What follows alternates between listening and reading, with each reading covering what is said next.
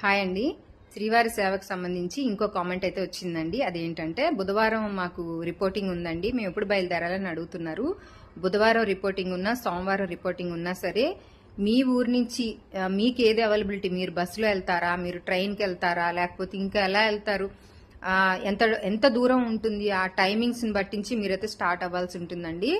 Actual గా మనకు బుధవారం అయినా సోమవారం అయినా మార్నింగ్ 10 గంటలకల్లా రిపోర్టింగ్ చేయాలని చెప్పేసి మనకు అక్కడ స్లిప్ లో వస్తుంది. మనం బుక్ చేసుకుంటాం కదా, సేవా స్లిప్ లో అయితే వస్తుంది.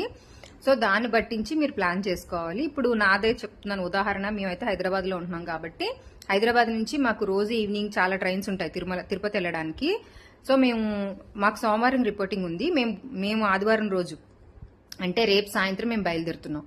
సో రేపు సాయంత్రం ఎక్కాం అనుకోండి, ఎల్లుండి పొద్దునకే దిగేస్తాం. సోమవారం పొద్దున కల్లా దిగేసి మేము కాస్త ఫ్రెష్ అయ్యి రిపోర్టింగ్ చేయడానికి మాకు టైం అయితే సరిపోతుంది. మీరు కూడా అలా చూసుకుని ప్లాన్ చేసుకోండి. ఓకే.